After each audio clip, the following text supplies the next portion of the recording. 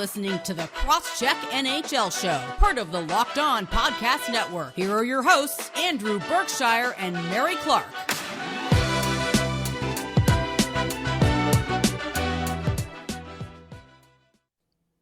Welcome to the Cross-Check NHL Show. I am Andrew Berkshire from the Game Over Montreal show, and also Mary Clarke from For the Win. We are here to talk to you about a variety of topics. We got some more fun topics today than usual. I feel like we've been bogged down so much this season by bad stories, and nothing here is necessarily a great story of positive uplifting, but there's some more fun stories. Aaron Dell got suspended. First goaltender I can remember being suspended for a dirty hit in the NHL. So we're going to talk about that. Then Brandon Dubinsky talked about his unceremonious end to his career in Columbus and what that had to do with John Tortorella. And then finally, we got to talk about the Arizona Coyotes, because that continuing fiasco with their arena is coming to a head here. And there's some interesting developments to put out there by Craig Morgan this morning. So first of all, Mary, how's it going? It's good. We were just talking before we started the show how cold it is. So, I'm trying to, stay warm, keep, my room nice and toasty, because we're really in winter now. I mean, it doesn't get super, super cold here, at least compared to, Canada. But still, we're definitely in the heart of winter, and it's nice that the Olympics are coming up, so there's something to do in mid-February, because I always feel like this time of year is the dog days of the NHL season. We're in the middle of the season, there's not a lot happening. All the games are kind of just it almost feels like a slog, but it's nice that this year that there's something to break it up, with the Olympics. And even we'll still have NHL hockey and the All-Star game and stuff like that. So it's nice that, we're going to get through this winter and there's still going to be stuff to talk about, because, the middle of the season can be a bit of a slog. And I completely understand that as somebody who has covered the NHL throughout the seasons. And it's just nice. It's nice to have something to look forward to. Yeah, 100%. I'm mildly afraid because I have to alter my sleep schedule significantly in order to cover the Olympics, which is something that I guess hasn't actually been announced yet, but we'll hint at it. I think I've hinted at it before on the show, but I'll be doing something with SDPN covering the Olympics here, and basically I'm going to be up all night. The women's games start at 11:30, I believe, p.m. Eastern time. And then the men's games are at 8:30 in the morning. Yeah. I'm like, China, could you have done anything worse here? Why are they 9 hours apart? But that's going to be my life now. I'm definitely not going to have the same vigorous schedule as you do, but for some of those days, yeah. I mean, I'd rather stay up late than get up early. I'm a night person. I'm not a morning person. Whenever we've recorded in the mornings, I've always been a complete mess just because I just don't do well in the mornings. So, I'm happy some of the games, at least the women's games, are at night, because I feel like those are going to be the at least more important ones, more fun ones to watch. Way more fun. But there's the interesting tidbit of the men's side having a bunch of college players, which is nice. But, the women's side is definitely going to be the ones to watch. And I'm glad those are in the evening, or at least, comparatively, so that I'll at least be more awake for those than trying to wake up at super early in the morning, because I do not do well with that. But I completely understand. It's gonna be a fun time for both of us, but we're still gonna cover, I believe, the Olympics and the NHL like we usually do in our normal regular format. So I hope our schedules align for that, but we'll make it work regardless. We'll give you guys the content. You guys know us. This is true. We'll figure out a way. We always do. There are a couple of quick news tidbits to start before we get into our first topic of the show. And the first is that according to former referee Tim Peel, who is fashioning himself a career as an insider on Twitter, the Edmonton Oilers are going to sign Evander Kane. That was heavily hinted by insiders up until now, but appears like the NHL behind the scenes has cleared the path for Kane to sign with the Oilers. So that's going to happen. We've already talked about our feelings on that, so I don't think we need to elaborate too much other than the fact that we think it's not the best move for them. And the other thing that just broke now was, as we're recording this, was the ECHL announced that the suspension for Jacob Panetta for his racist gesture towards Jordan Subban will last the rest of the 2021-2022 season, which kind of destroys all possible credibility Panetta had when he was claiming that it was not a racist gesture and it was just a quote-unquote tough guy gesture, which continually, like, what I said on Twitter yesterday was, if you have any inkling of the amount of racism that the Subban family has dealt with in hockey, and you think that, like, you look at how little they've reacted over the time that, PK has been in the NHL, all these guys have gone through junior hockey, American League, East Coast League, there's no way Jordan reacts that strongly if there's any doubt in his mind over what Panetta was doing. And obviously we don't have the on-ice audio, but I assume that there's some audio to go with that gesture, because at first Jordan has his back turned and he snaps around quick. So I think that there's maybe some monkey hooting or something like that, or some gorilla grunting going on to enhance that racist gesture that we don't see on the video, but Jordan Subban heard and reacted to and saw what Jacob Panetta was doing. Yeah, and so there's I think a reason. This is like, the dust is settled. We know what happened here. And there was a reason the referees also, reacted in the way they did too on that play. So it was a flimsy, excuse at best. And maybe you should just not try and, because Tom Wilson does the same, or at least did the same, like, bodybuilder, I'm using air quotes, you can kind of see that, stance. Maybe you should do the other way, like flexing in the normal way you would flex. And yes, not, the arms up. Like arms up, not arms down. Yeah. So that's at least a more universal symbol, at least I've seen anyway. So, if you're going to try and use that, as a taunt, at least do it that way. And, then, you'll be 100% in the clear. So just take that one out of your repertoire, hockey players. It's not needed. And obviously, like, it really seems like, like you said, this is kind of done and dusted at this point. We've made our feelings clear. I don't think we need to, go much more on this one. Yeah. It's like, I mean, obviously the story is not over. I'd like to hear from Jordan Subban after all these people in Canadian hockey media have been jumping over themselves to give Jacob Panetta an outlet to talk about it. I'd like to see Jordan Subban granted that same opportunity if he wants it. If he doesn't, then that's another story.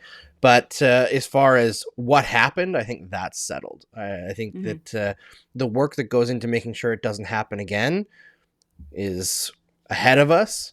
But in terms of this incident, there's no debate anymore. I think we know what happened. But okay, so speaking of debate, Aaron Dell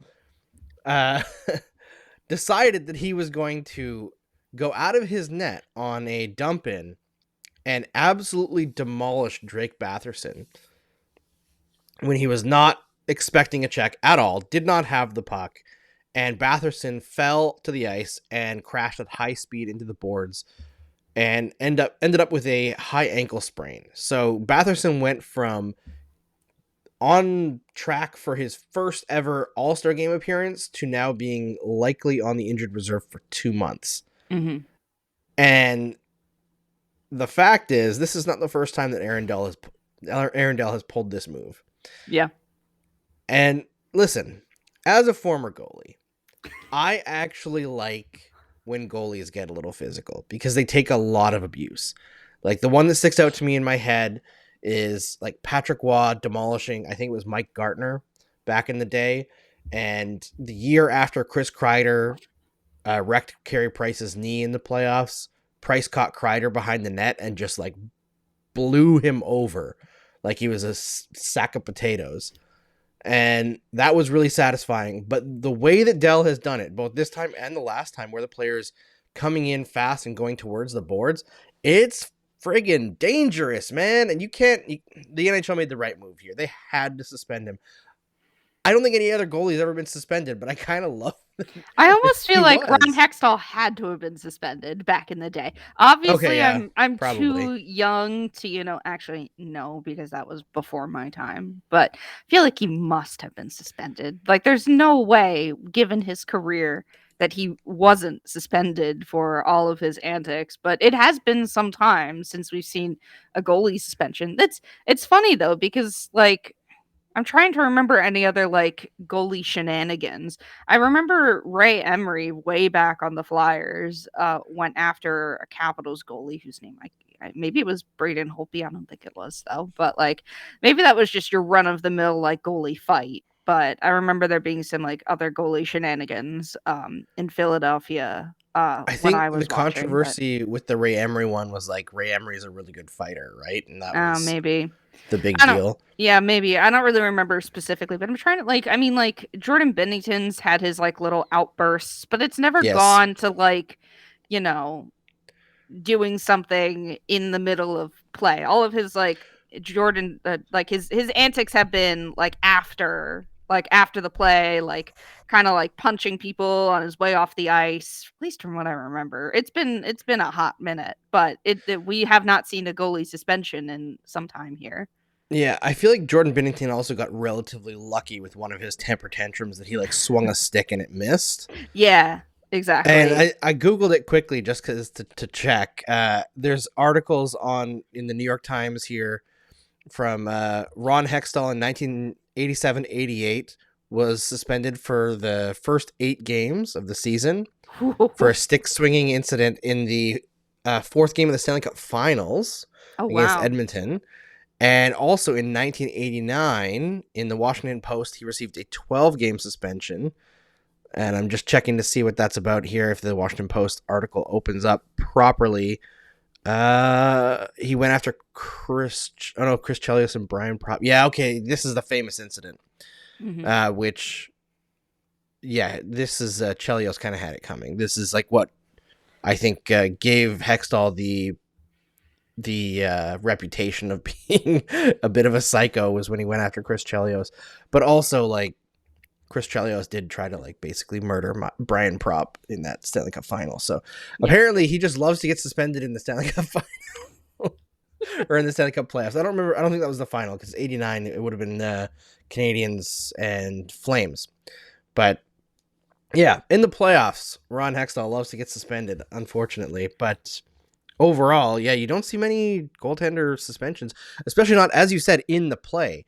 After the play is a different story. You see Yeah. goaltenders once in a while get a game misconduct for like punching with the blocker or a stick swinging incident, but a body check, Yeah. you don't really see that. And it wasn't I know you had mentioned that he had had another incident with, Mark Stone of Vegas, which is a very similar play, the other side of the net, but same deal. He kinda, like, chicken wings him, and Stone crashes into the boards in a similar manner. Thankfully, I don't think Stone was injured, but, he went over, like, earlier this month, Aaron Dell kinda ran into, Tolvanen in Nashville, on a play, like, along the boards, I think chasing after a puck. He kinda, like, hit him when I don't remember the full details, but he like, this isn't the first time, just this year that Aaron Dell has gotten physical out of his crease in the middle of play too, because this wasn't,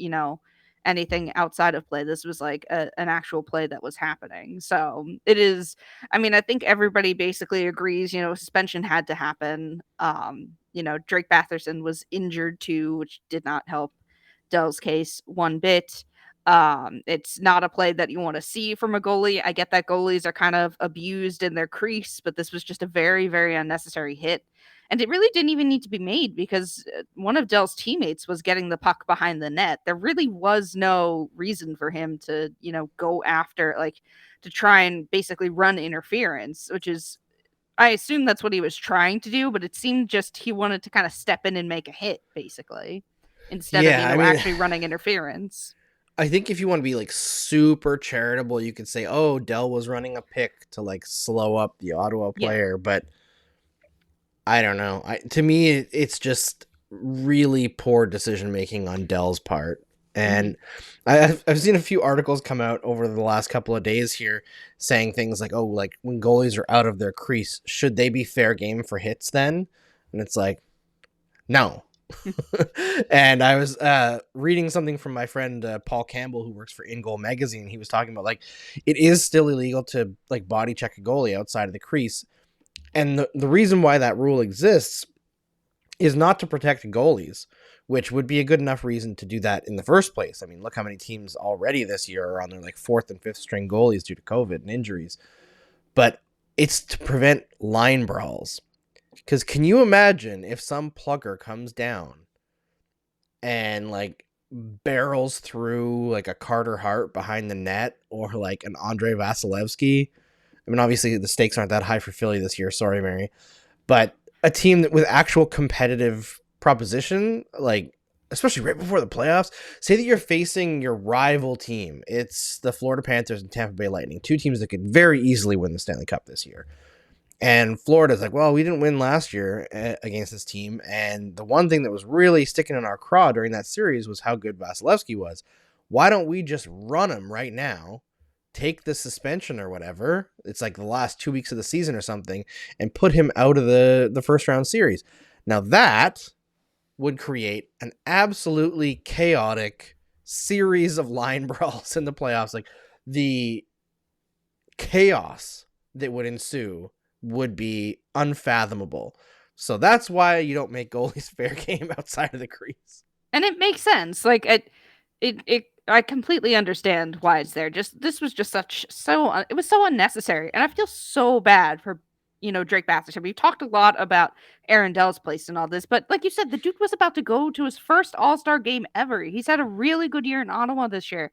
They get like 34 points in 31 games. Like he's been really good for Ottawa, and this just it just sucks to right before the All-Star break to get injured like this on a completely unavoidable play. It just, and I know Aaron Dell, I think, apologized after, and his quote is like, my intention wasn't to hurt anyone. That just rings so hollow to me, because what else was the point of that play if not to injure? There was just no reason for it, in my opinion. And I just feel bad for, Batherson, the Ottawa fans, his family. Like, I know that we clown on the All-Star game a lot, and I know you're not a huge fan, Andrew, of it, but still, it's fun for the players, especially young ones that want to go like that. And I think the Senators coach DJ Smith called it ridiculous that any other player makes that they have to like pay the piper or something to that effect. I'm paraphrasing there, but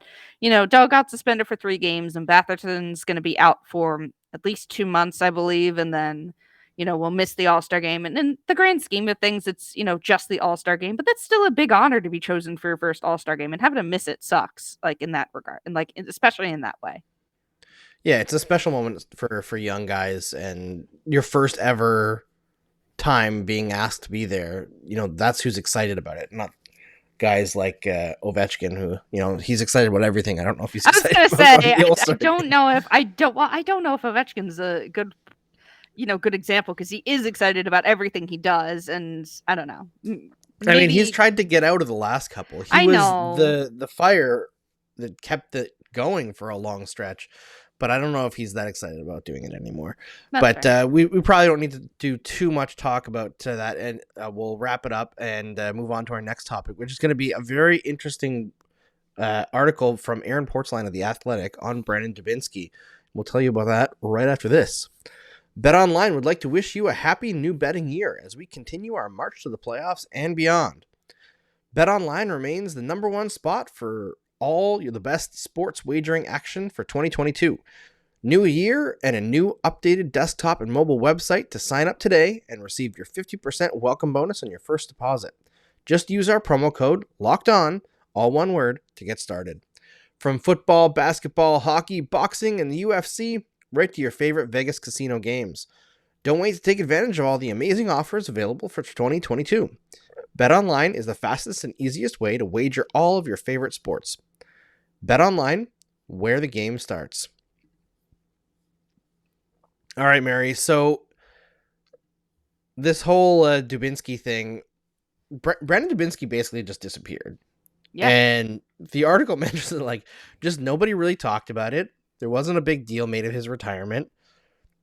He just, like, left in the middle of a training camp in 2019 and was basically forgotten about. And essentially he was spotted in the crowd in Columbus, and it starts off with this incredibly funny story about, like, wholesome, yeah. yeah, very wholesome story about, like, two referees spotting him in the crowd and being like, "We don't miss you at all," because he is such a pain in the ass, right? Mm-hmm. So very funny start to it, but it goes over the end of his career and talks about, like, when he was traded away from the Rangers, who were a very good team. He was actually happy to go to a terrible team in Columbus because the relationship between him and John Tortorella had become so soured.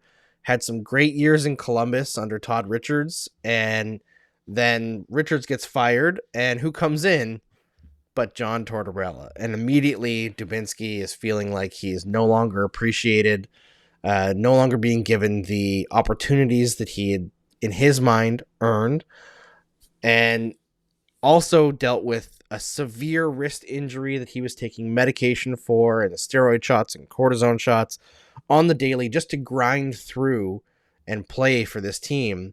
And eventually it became too much and he wasn't having fun anymore, and he chose to call it quits. I think there's a bunch of little interesting tidbits in here to dig into, but the thing that I wanted to look at first was just the aspect of the injuries, and how we don't often talk about this, that when guys get to a certain point in their careers, it seems like a fair amount of players in the NHL are just getting through, if you know what I mean. Like, they're day to day holding on with the last bit of their grip to a spot in the NHL. And it's not about a lack of talent. It's just that their bodies have broken down on them. And, like, Dubinsky played a heavy game, so obviously there's higher potential for an injury. But I think there's a ton of guys in this league, I mean, in all sports really, whose bodies are just a hair away from failing them.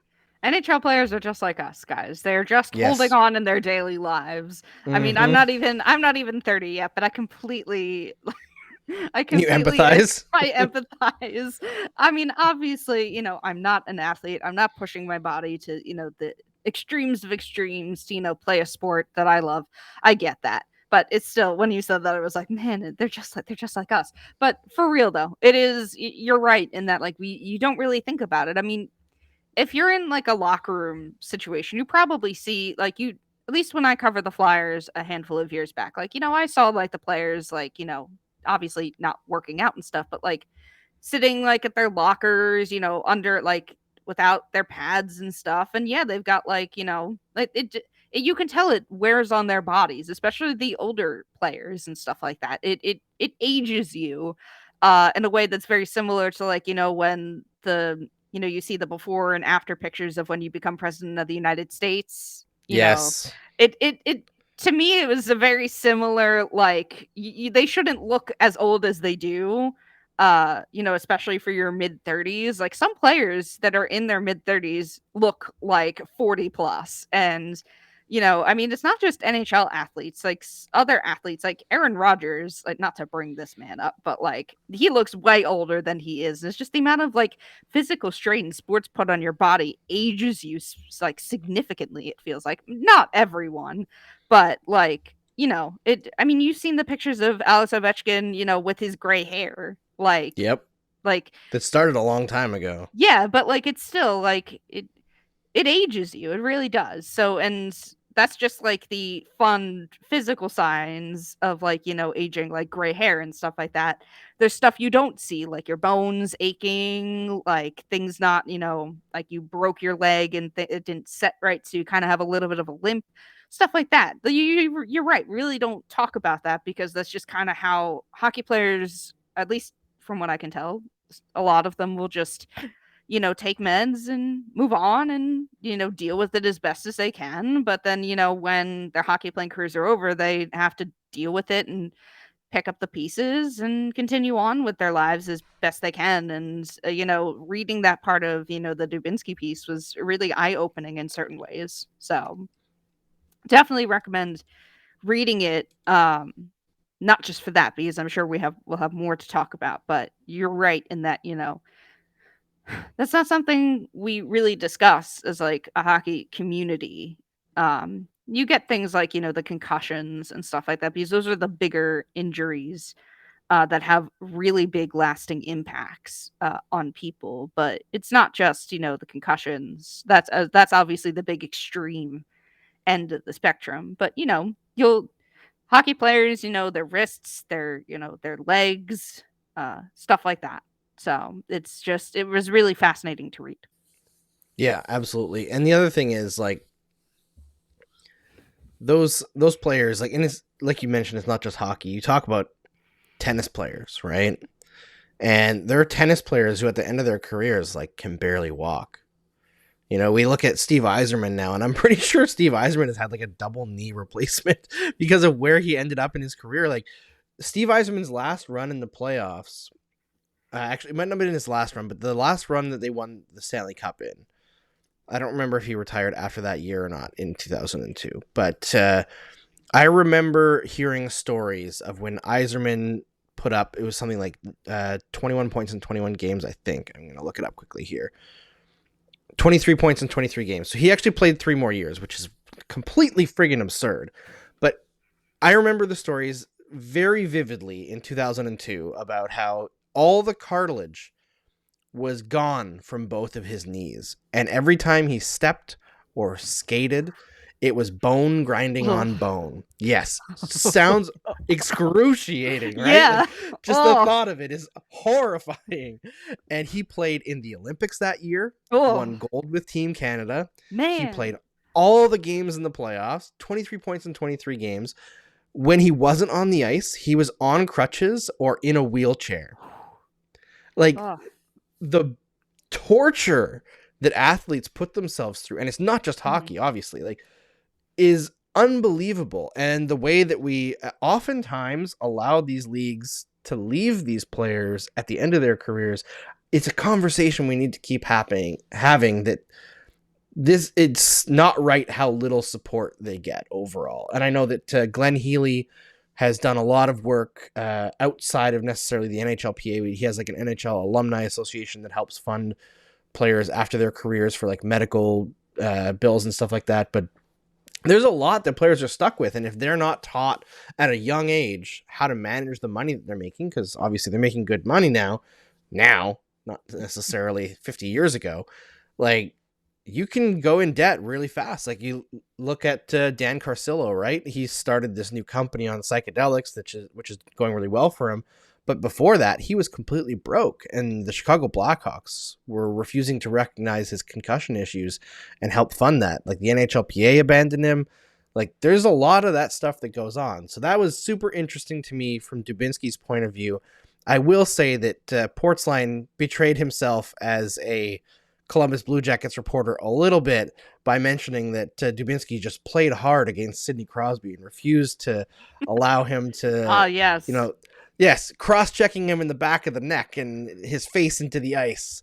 Multiple illegal plays that Dubinsky never got suspended for. Let's be honest here. Dubinsky was a very dirty player.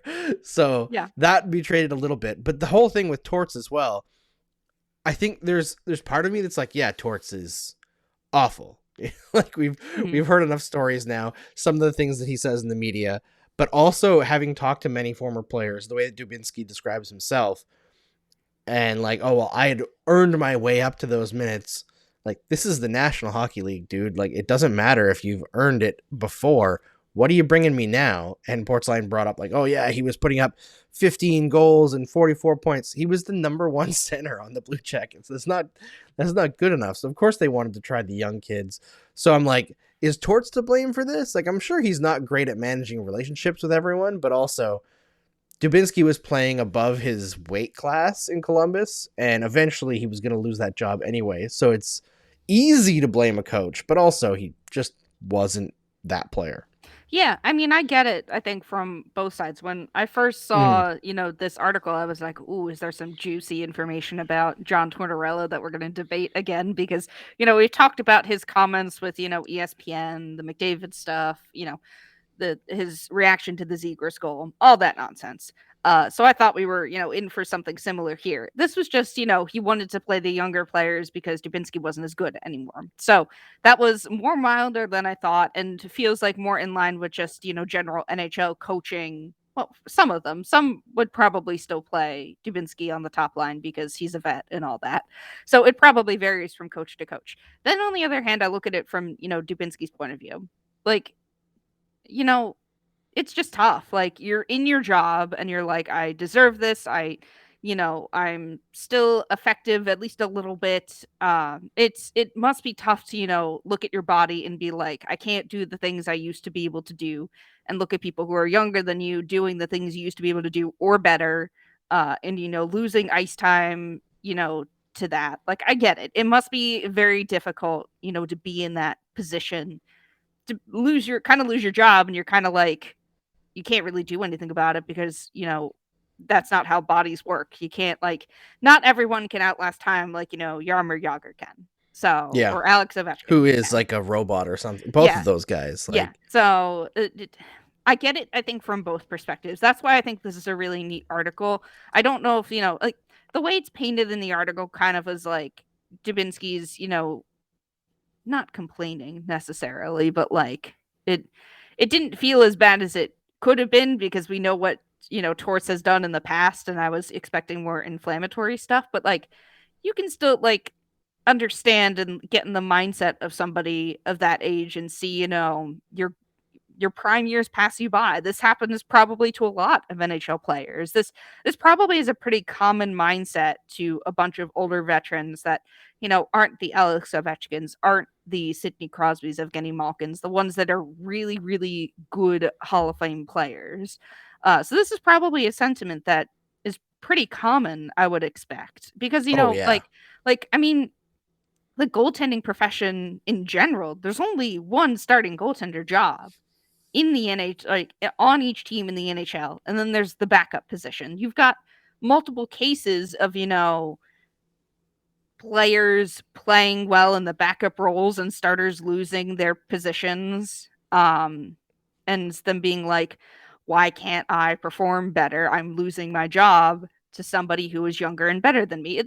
I don't know. That's just kind of how sports is in general, because, there's only a certain amount of players on a team. There's only a certain amount of spots. But I wouldn't be surprised if that type of mentality is, more common. Ubiquitous. Yeah, basically is more common, just because, you're losing your job in a very public setting, essentially, to boil it down to the basics. And as somebody who has lost her job in a very public setting, I completely, sympathize with that. But it's, playing out for a longer period of time and in front of the public eye with a whole bunch of fans. So I can at least understand it from that perspective, just boiling it down to its basics, essentially. Yeah, I mean, I think the combination of the physical grind and the mental grind is what eventually gets players to no longer enjoy it, right? If you're not enjoying coming to the arena while you're hurt and you just feel like you're being left behind, nobody wants to do that job, and sometimes it doesn't even matter how much you're getting paid, right? Yeah. And I just thought that Dubinsky laying that out there, like, there's an air of complaining to it, but I think that that's just, like you said, a natural thing for players who aren't at the highest peak of the NHL. And I did enjoy how he took responsibility for what happened, like, near the end, where they went to Vegas on a road trip and he was injured. He'd broken his eye socket, and because he wasn't going to play, he got a little bit rowdy and went out on the strip and partied hard and broke a bunch of team rules, and they sent him home. And instead of saying like, oh, I was injured and why would it matter, he took responsibility and said that it was like a series of bad decisions. And I thought that was like, okay, like, this guy's grown up, like, not that he wasn't at the time. I don't know if he took responsibility at the time. Didn't say that in the article, but for right now, I thought that was like a very refreshing take from Dubinsky and very like mature, seeing things clearly. Yeah. Even though he's like in his mid-30s, you should at least be mature at that age. But still, like But I think it's different for athletes, right? Because when you're foisted into the NHL, I don't remember if Dubinsky was a teenager or not, but he had a long career and retired at 33.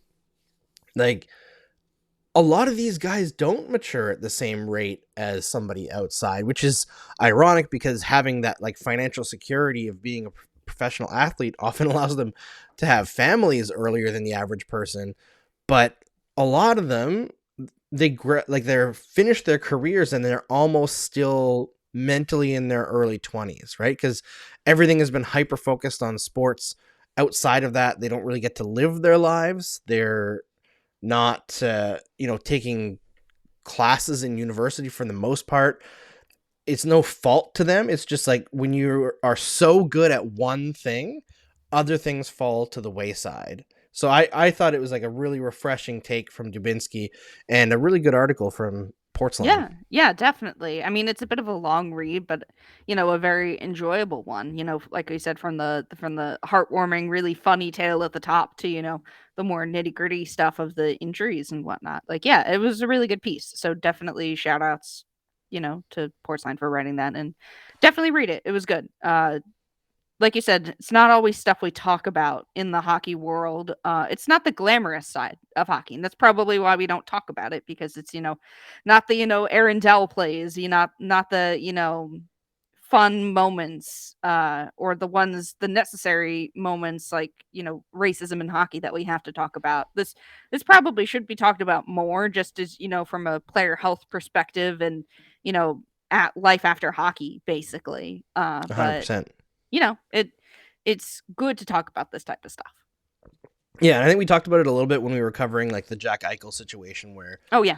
teams kind of view players as commodities to get to the next day, and they don't think 5-10 years down the road. And for most of sports' history, players have kind of allowed that to happen because they are not as educated on where their lives are going to be 10-15 years from now.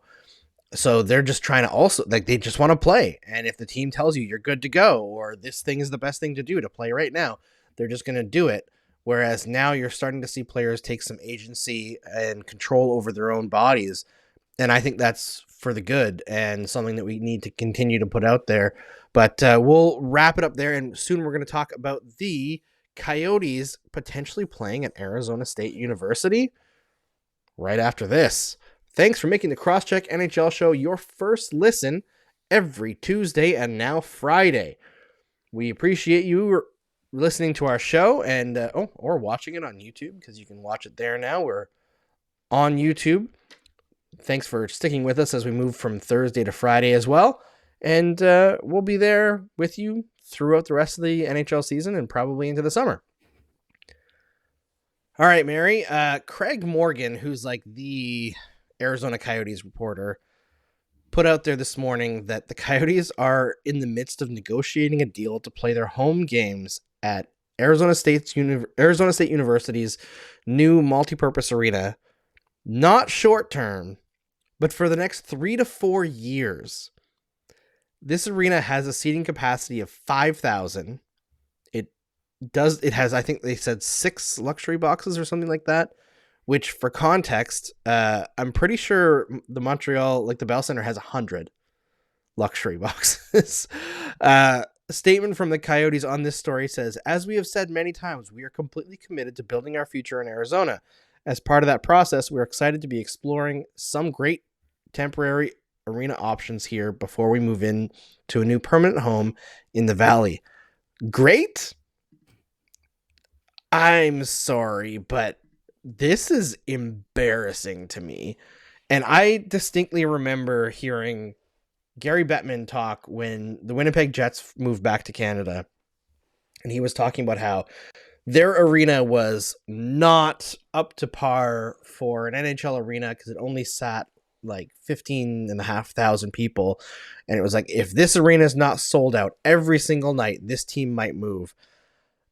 I mean, the Arizona Coyotes weren't selling out the arena that they were in, and I think it was Gila River or whatever, but this, I don't understand how it can be allowed to happen, because if any Canadian market or any major market tried to pull off being in an arena with 5,000 seats for multiple years, they would be laughed out of the damn league, and Bettman would be over there immediately to pull the chute. And I'm at the point now where so much stuff has gone on in this joke of a franchise where they can't even field an NHL team. They're trying to trade Jacob Chikrin, who's like 22 and a legitimately very good defenseman, because they don't want to pay him. And I'm just move this friggin' team to a city that will actually be able to support them financially with an ownership group that gives a crap about the league, because this is a joke. Yeah. I feel so bad for Coyotes fans because they don't deserve this. Like I mentioned before when we talked about their, arena situation when this all first came to light about them having to move out of Glendale, basically. That hockey can work in the desert. We've seen it in Vegas. Arizona State, just moved into Division 1 as far as I'm aware, within the past couple of years. And they have a really good support system. I mean, they're getting a new ice rink. I believe that this multipurpose arena is new as far as I'm aware from what I have looked up. So it's the same situation, that Penn State was in, because I covered Penn State hockey. That's how I started my hockey career. Is I covered the team, and it was it was like a club team or not Division 1, had a very small arena, and then a new arena was built that seats, I believe, 6,000. So it's a little bit less for Arizona State, but there is a big there's a market there. And I mean, part of that has to do with the fact that it's college, and college breeds a specific type of fandom. But I was always on board for if the Coyotes had to move somewhere temporarily, that Arizona State would be a good place to put them, because there's at least, a market around there that can foster, excitement. And it's, an arena where they can play. But 3 to 4 years is a lot of time. It's too much time. I would have been okay if they were there for a year and they were working something else out on the side. Because at this point the clock is ticking on them, moving out of Glendale. There's not a lot of options for them that are good ones in the short term, but this is a medium term plan, and that is not good for the NHL. You're right. It does not look good for the NHL at all. If this is a Canadian team, this wouldn't stand at all. But this is Gary Bettman's pet project, and he doesn't want it to fail. He doesn't want to be seen as a failure in this regard. I am 99% sure with everything we have seen about Gary Bettman. But this doesn't look good for the league. And I feel terrible for Coyotes fans who have been jerked around by mismanagement of their team for years. They had like a couple good seasons of like, they made the playoffs like once, twice, something like that. They had, a few years of possible hope. I thought you were going to go into the song there, like once, twice, three times a lady. No. But yeah, like it's such a disappointment, because I want it to work there, because I've seen, Arizona sports. There is a healthy market there for sports, and it works. Like the Coyotes are why Auston Matthews is here. Yeah, exactly. Right? It makes it does so much good to have hockey in these places. We wouldn't have Auston Matthews if it wasn't for the Coyotes. And that's so huge for the game of hockey. And just think of what will happen if, the Coyotes, move out of the desert and move to, I don't know, Quebec, because that's what people want. Think it'll, from what I've heard from people in the know, the original thought was Houston, but there's some shady things going on with the Houston arena, or it's not ready or something. I also think that the NHL, if they want to expand to Houston, they'll do Seattle, because it's more money coming in for them. Do they already expanded to Seattle, remember? Yes, I know, but like it'll be like Seattle. That's it will be like Seattle in that they'll get more money. The NHL will get more money from an expansion than a relocation. Yes, so 100%. If they want to move to Houston, they will expand there and not relocate a franchise. I don't know where they would. Maybe like Kansas City, something like that. I've heard Kansas City is in the running, and also Austin.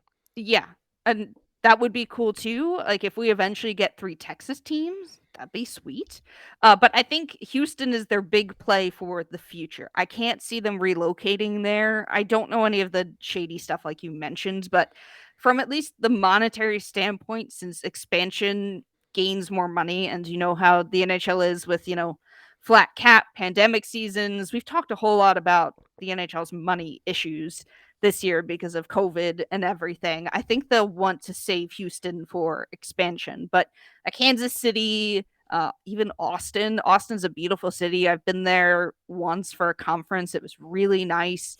Yeah, like I can see it going there, but if it goes to Quebec, you're not making new hockey fans in Canada. I'm sorry. I know Canadian fans want another team, but with the way the NHL is, I just don't think it's going to happen. I really don't. I can't understand the NHL trying to expand into a market that's already has hockey fans. I'm not saying every Canadian citizen is a hockey fan, but you're less likely to get new fans if you move to Quebec or somewhere or give Toronto a second team or whatever than you are expanding to Kansas City where they've got a huge market for sports or, Austin or some other place that isn't as richly tapped in the hockey market as Canada is. Yeah, I mean, I was listening to the Chris Johnston show earlier yesterday, and Julian was asking Chris about something that Adam Wilder mentioned on the SDPN, and he was saying that Adam was saying that he thought that there was a possibility of the NHL basically having an expansion franchise in London before any franchise ends up in Quebec, and Chris Johnston fully agreed, and I believe went on to expand and say, like, NHL Europe will likely happen before Quebec City. So that's super interesting to me that there's a possibility of the NHL looking that way, because that's a huge market. I mean, that they can tap into. the NFL is trying too with their games in London. I even heard maybe like Mexico is on the, the NFL's I mean, board. why not? Yeah, I mean, I feel like Mexico makes a lot of sense, especially for NFL. But talking strictly of like money, like expansion makes money for sure, but I know that there's some benefits to owning a team and losing $30 million a year, which is what the Coyotes have been doing now for like 20 straight years. But from an NHL wide point of view, that $30 million a year that the Coyotes are losing, just bleeding, affects every other team. The cap stays lower. Revenue sharing doesn't go as much to other franchises, right? Because the Coyotes need to be supported by everyone else. So if you were to move the Coyotes to a city where, even if you're not making new fans, even if you're just even, you're not making money, you're just now even, everyone in the NHL is a little bit richer, right? From that, like every team essentially is a little bit richer. So I think this is a situation that needs to get resolved. No matter how they do it, I think that it's important to note that this isn't something that we blame on the people of Phoenix or the citizens of Arizona or Glendale. No. It's not a fans issue. Oh, it's a management issue. Yeah, 100%. Management and ownership. It has been mishandled, mismanaged, misowned for basically since its inception. It feels like. Didn't the NHL also own the Coyotes for like a little bit of time too? So like they share some like of the a couple of years. Yeah, so like it's bad all around. There's not going to be any winners here for anyone because I've never had the pain of losing a sports team, but it has to suck. It really does. I mean, you saw it with the Rams when they moved out of St. Louis into Los Angeles. Like that was a very, it was a very, bad split. And there's no winners here. There really isn't. I mean, eventually if the NHL evens out, but I think first and foremost, they need to get the owners away from the Coyotes. I don't know how that happens, but they just can't continue to be, the basement dwellers, the basically laughing stock of the league. They can't continue to keep being like that. Something needs to change. And I just feel bad for the fans. You guys don't deserve this. You really don't. It's a shame that it has been so mishandled by, management in the league because we've seen how these franchises can work out in the desert. Vegas is a big example of that. And I know Vegas has its own culture and, had success out of the gate, and that absolutely helps. But, it makes me sad. It really does. And I don't know how you resolve this, where somebody like the most people win here, but someone's going to lose in this situation. And it's probably going to be the Coyotes fans because, their team either continues to be the laughing stock of the league or they lose their team entirely, and it's just sad. Yep, it's a joke, and at a certain point when you mishandle things as long as the Coyotes have, you break all your relationships in the area, and I think that's what's happening right now in Arizona, is that nobody trusts this group, nobody trusts this team, and it's just best to do a clean break. All right, are you tired about talking about the Arizona Coyotes? I'm tired in general, so let's grab a Built Bar and get our energy back up. It's the new year, and that means New Year's resolutions. If yours is about getting fit or eating healthier, make sure that you include a Built Bar in your plan. Built Bar is the protein bar that tastes like a candy bar, maybe even better than a candy bar. Chocolate bar for Canada. Built Bar makes it easier to stick to your resolution because it tastes so good, you'll want to eat it. Unlike other protein bars, which can be chalky or waxy or taste like a chemical spill. You want to eat healthy, but it just gets boring? By like week 3, you might be thinking, this isn't worth it. Where's the chocolate? Built Bars are covered in 100% real chocolate. Most Built Bars contain 130 calories, 4 grams of sugar, 4 net carbs, and 17 grams of protein. Compare that to a chocolate bar, which usually has around 240 calories, 30 grams of sugar, and dozens of net carbs. Here's an idea for the new year. Go to all your secret treat stashes at home, in the pantry, at the office, in the car, wherever. Throw out all the sugary or calorie-filled treats and replace them with Built Bars. So when you're craving a snack or treat, you can reach for something healthy and tastes incredible. Even if you're not a huge fan of working out, you can at least eat something that tastes good and is good for you. That way, when you enjoy a delicious Built Bar, you can almost count it as a workout. And there's so many favorite flavors to choose from, like coconut almond, peanut butter brownie, raspberry, cookies and cream, salted caramel, mint brownie, and so many more. Built is always coming out with new limited time flavors, so check out Built.com often to see what's new. Go to Built.com and use promo code LOCKED15 to get 15% off of your order. Use promo code LOCKED15 for 15% off at Built.com. It's time for the Pop Culture Roulette segment. Mary, I see you have something in here. You want to take off running here? Yeah, I haven't seen it yet, but I'm really excited because when you guys hear this on Friday, I will have watched the first, I think, 3 episodes of The Legend of Vox Machina, Critical Role's animated show on Amazon, of their first campaign, and some stuff before their first campaign. I've talked about Critical Role on the show before. It's a D&D web series / podcast, basically where they play D&D straight for 4 hours, and I've been a fan for years. So nearly every Thursday I've watched basically 4 hours of D&D content because I have nothing else going on with my life. But it's really cool to see a bunch of the first campaign, or at least the first arcs of it animated. And this is going to be a great jumping off point for new people who, the Critical Role is a very big buy-in. Basically, like I said, it's 4 hours of unedited D&D, which for some people is great. For some people, they're like, I cannot do 4 hours every week for however many weeks there are in a year. 52, right? 52 weeks in the year, I believe. Yeah, so I know it's a big buy-in for people, but from all the reviews I've seen, it is a really good. I mean, it's animated, but it's not a kid show, so do not watch with your kids. But if you were ever intrigued about getting into Critical Role or D&D, and you heard a lot of really good things, I recommend it, just because I've heard good things. But I'm really excited to be watching that. Basically, by the time you guys hear this, I will have watched it, and I'm just excited because I've been a big fan of the show for years, and it's really cool to see them hitting Amazon with an animated show. That's just kind of surreal to me because I didn't watch from the very beginning of the show, but I watched, about midway through campaign 1. So I've been with the show for years now, and to see their growth from then to now has just been really awesome. So just a really cool thing I'm excited for. And yeah, definitely recommend if the show has ever piqued your interest and you want to at least take a look as to why people love it so much. Yeah, all I've got is I watched the latest episode of Boba Fett last night. I've heard really confusing things, Andrew. I know you're not going to spoil it, but I can spoil it if you want me to. Sure, you can, but I know we talked about people don't like Star Wars spoilers.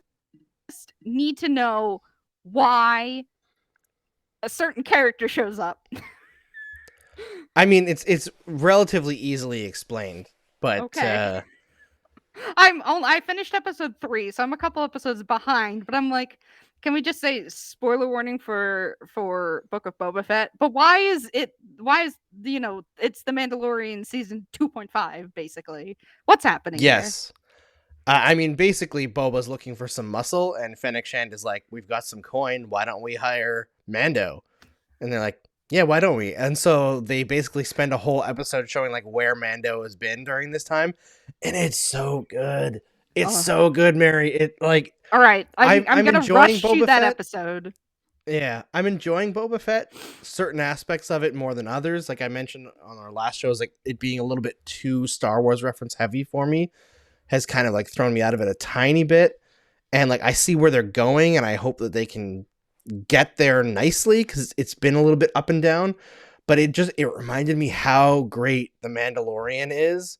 And I can't wait for that series to come back. It's by far the best thing that Star Wars has ever done. I can't believe the Book of Boba Fett. He got upstaged in his own show by the Mandalorian. He wasn't even in the episode. Boba Fett wasn't in the episode. It's so funny It's to so me. funny. Like it's just Jon Favreau being like, I can do whatever the hell I want. Yeah, so obviously I need to keep watching it now because I love, as we've talked about, I love The Mandalorian. So I need to see what's happening. Is it? I assume it's after season 2, right? Is that what? Yes. Is that okay? Because I really don't know the timelines of these shows anymore.